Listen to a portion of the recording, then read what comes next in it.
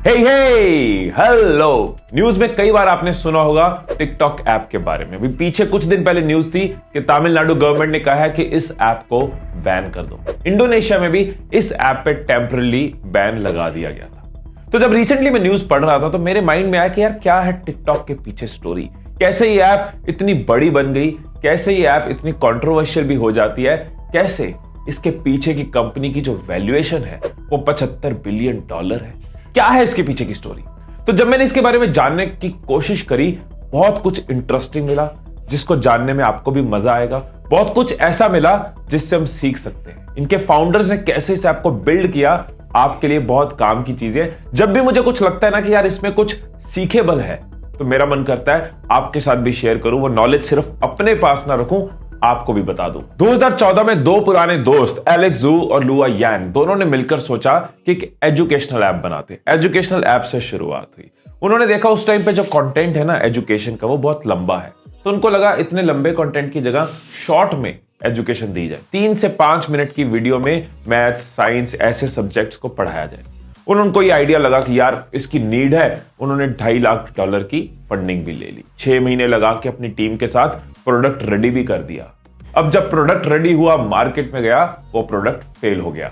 अब जब product fail हो गया तो उन्होंने बैठ के सीखा, समझा कि क्या गलतियां रही, कहां रिसर्च में कमी रही। उन्होंने देखा कि 3 से 5 मिनट की वीडियो में जो एजुकेशनल कंटेंट है वो सफिशिएंट नहीं है, वो काफी नहीं है। लोग ज्यादा कंटेंट कंज्यूम करना चाहते हैं, छोटे फॉर्मेट में उतना कंटेंट नहीं जा रहा। अब कंटेंट जो है वो देखना तो आसान है, बैठकर वीडियो को देखना पॉसिबल है, लेकिन उसको बनाने के पीछे बहुत सारा टाइम चाहिए, प्रोडक्शन चाहिए, कैमरा, एनिमेशन टूल, सॉफ्टवेयर, कई तरह की चीजें चाहिए। कितना टाइम चाहिए जो क्रिएटर्स के पास, हर क्रिएटर के पास, हर टीचर के पास नहीं है। इसलिए कंटेंट कभी एंगेजिंग नहीं बना, क्योंकि उसमें उतनी इन्वेस्टमेंट वो कर नहीं पाए। जो भी इंसान आगे बढ़ने की हिम्मत करता है वो गलतियां करता है, और जो गलतियां करने से डरता है वो कभी नहीं आगे बढ़ता है। एलेक्स ने भी अब अपनी गलतियों से सीखना था। उनको नेक्स्ट क्या करना है, कैसे पुरानी गलतियों को इंप्लीमेंट किया जा सकता है। एक बार ट्रेन में उन्होंने देखा, अब बंदा हर वक्त सोच रहा है तो नोटिस करता रहता है यार क्या किया जा सकता है।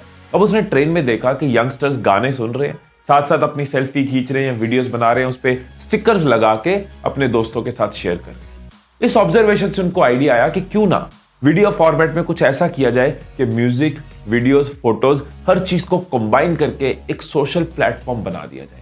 पहले के एक्सपीरियंस से बहुत कुछ सीखा है, करते हुए भी एक्सपीरियंस मिला, उससे सीखा, गिरते हुए जब फेल हो गए उससे सीखा। ये एक्सपीरियंस को यहां पे कंबाइन किया जा सकता है। अब उनको आइडिया था कि जो कंटेंट है वो जल्दी और आसान बनना चाहिए, तो जो ड्यूरेशन रखी उन्होंने फोकस किया कि 15 सेकंड से 1 मिनट की वीडियो होगी। अब क्योंकि रिसर्च में टाइम ना लगे, पैसा ना लगे, तो ये काम उन्होंने क्यूरेटर्स पे डाल दिया, क्रिएटर्स पे डाल दिया कि अंदर सारे टूल्स दे दिए, फिल्टर्स दे दिए, एडिटिंग ऑप्शंस दे दी कि आप वीडियो को एंटरटेनिंग बनाने के लिए खुद ही चीजों को यूज करो और बनाओ। तीसरा उन्होंने ये किया कि कंटेंट बनाने वालों के और कंटेंट देखने वालों का बीच में म्यूचुअल कनेक्शन हो, एक जैसा वो रिलेट कर पाए। वही कंटेंट बना रहे हैं और वही दूसरों का कंटेंट देख रहे हैं, दूसरों को बता रहे हैं। चौथी चीज, इस सब को करने से सोशल नेटवर्क जल्दी बिल्ड हो जाएगा। उनको इन्वेस्टमेंट नहीं करनी पड़ेगी क्योंकि पैसा बचा भी नहीं था, तो लोग ही इस चीज को फैलाएंगे, शेयर करेंगे और नेटवर्क बिल्ड होगा। अब उनके पास नए आइडियाज थे और पुराने फेलियर के तजुर्बे थे। उन्होंने 30 दिन में, उन्होंने और उनकी टीम ने 30 दिन में जुलाई 2014 में ऐप लॉन्च करी, म्यूजिकली। अब म्यूजिकली ऐप चल रही थी, चलना शुरू हो गई, रिस्पॉन्स मिलना शुरू हो गया। चल तो रही थी लेकिन ट्रेंड नहीं कर रही थी, शूट नहीं कर रही थी।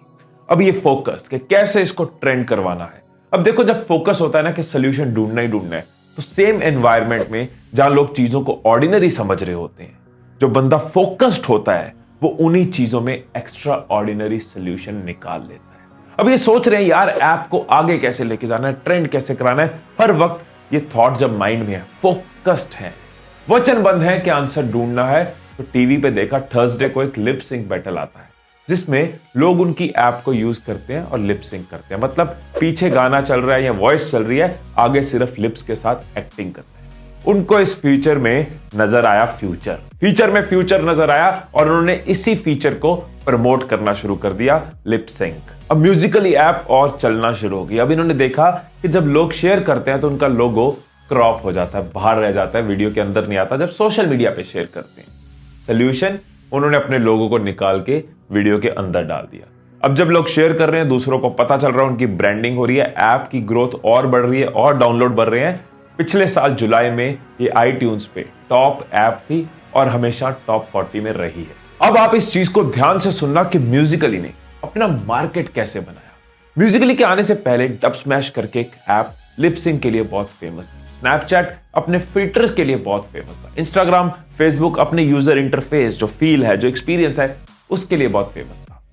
इन्होंने रियलाइज किया कि यंगस्टर्स को अब कोई नई चीज चाहिए। देखो, जो पेरेंट्स हैं, जो अपर जनरेशन है, वो तो फेसबुक पे भी आने लगे, अब इंस्टाग्राम पे भी आने लगे हैं।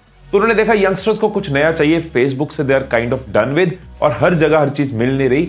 तो उन्होंने सारे फीचर्स कंबाइन करके यंगस्टर्स को दे दिए और साथ में पावर दे दी क्रिएट करने की। अदरवाइज कोई भी वीडियो क्रिएट करनी है, बहुत लंबा प्रोसेस है, बहुत कुछ चाहिए। यहां पे उनको कुछ नहीं चाहिए, कैमरा ऑन करो और वीडियो बना डालो। उन्होंने उस एज ग्रुप को टारगेट किया जो क्रिएट भी करना चाहता है, जिसको कुछ नया भी चाहिए और जिसके पास कंपैरेटिवली टाइम ज्यादा है। अब म्यूजिकली का यूजर बेस इतना बढ़ गया, इसकी पॉपुलैरिटी इतनी बढ़ गई कि चाइनीज कंपनी बाइट डांस ने इस ऐप को नवंबर 2017 में $1 बिलियन में खरीद लिया। अब बाइट डांस एक चाइनीज इंटरनेट टेक्नोलॉजी कंपनी है जो कई तरह के प्रोडक्ट्स लॉन्च कर चुकी है। इन्होंने 2016 में लॉन्च किया था डोइन, जो म्यूजिकली जैसा था चाइनीज मार्केट के लिए।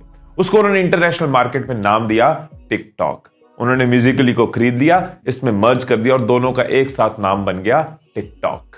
अब जिस ऐप के 500 मिलियन मंथली व्यूअर्स हैं, किस लेवल का खर्चा ये ऐप कर रही होगी। कई मार्केट्स की ऐप स्टोर्स में ये नंबर 1 है। तो सवाल ये आता है कि ठाकुर, पैसा कैसे कमाते हो, पैसा कहां से आता है।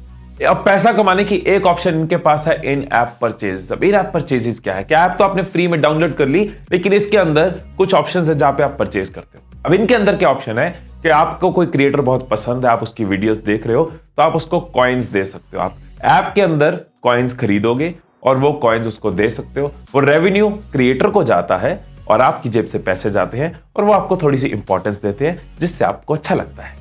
अब सेकंड बात करते हैं फंडिंग की। जिसके पास यूजर बेस होता है, उसके पास फंड आता है, उसकी वैल्यू बढ़ती है। क्यों?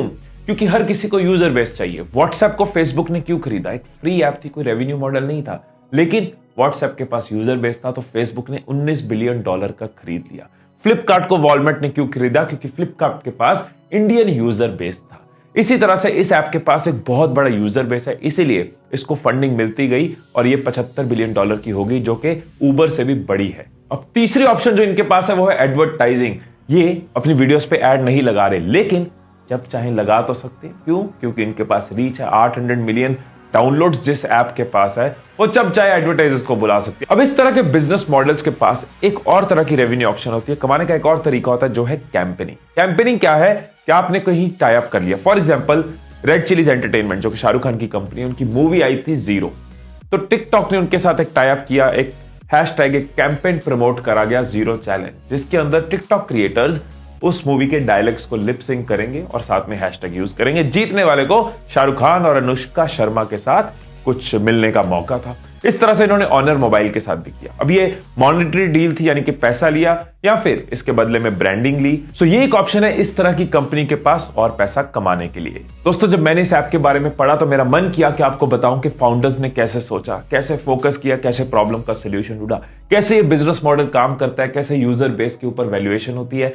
आपको कुछ नॉलेज ऐड हो, आपकी कुछ वैल्यू एडिशन हो, ये मेरा पर्पस था। एक चीज और कहनी चाहूंगा कि इस तरह की कोई भी ऐप अगर आप यूज करते हो तो जरूर ध्यान रखना कि ये एप्स एक्सपीरियंस के लिए है तो ठीक है, लेकिन अगर आपका टाइम ले रही है, अगर आपके गोल्स के साथ अलाइन नहीं है, जो आप करना चाहते हो, जो पाना चाहते हो, उसमें इसकी कोई कंट्रीब्यूशन नहीं है, तो ये आपके लिए बहुत खतरनाक है।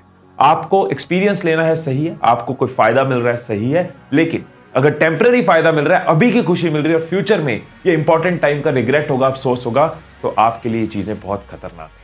सो कोई गवर्नमेंट ऑर्गेनाइजेशन बैन लगाए, कोई एनफोर्स करे, उससे ज्यादा जरूरी है कि हम खुद देखें हमारे लिए क्या कितना जरूरी है। ये एप्स तो बहुत तरीकों से कमा रही हैं, अपने सपने पूरे कर रही हैं। आप अपने सपने पूरे कर रहे हो या दूसरों के सपने पूरे कर रहे हो? आप अपने लिए जी रहे हो, अपना फ्यूचर बिल्ड कर रहे हो, अपनी मर्जी से जो चीज आपके लिए हमेशा काम आएगी वो कर रहे हो, या अपना नुकसान कर रहे हो? मैं कहीं भी ये नहीं कह रहा कि ऐप यूज करो या ना करो, मैं किसी चीज के अगेंस्ट नहीं बोल रहा। मैं हमेशा कहता हूं एक्सपीरियंस जरूरी है, एक्सपीरियंस होना चाहिए। लाइफ में अच्छी मूवमेंट्स, बुरी मूवमेंट्स, हर चीज जरूरी है, लेकिन कोई भी चीज एडिक्शन बन जाए, कोई भी चीज जरूरत से ज्यादा हो, कोई भी चीज जो हमारे फ्यूचर से अलाइन नहीं है, गोल्स में काम नहीं आएगी, उसको खत्म कर दो, बंद कर दो, अपने ऊपर खुद ही बैन लगा दो। वीडियो कैसी लगी कमेंट्स में जरूर बताना, और ऐसे कौन से सब्जेक्ट पे, कौन से टॉपिक पे, किस चीज के बारे में आप जानना चाहोगे, किसकी नॉलेज लेना चाहोगे, वो भी कमेंट्स में जरूर लिखना। अगर अभी तक चैनल को सब्सक्राइब नहीं किया तो नीचे सब्सक्राइब का बटन दबा दें, नोटिफिकेशंस वाली बेल को ऑन कर ले, सो दैट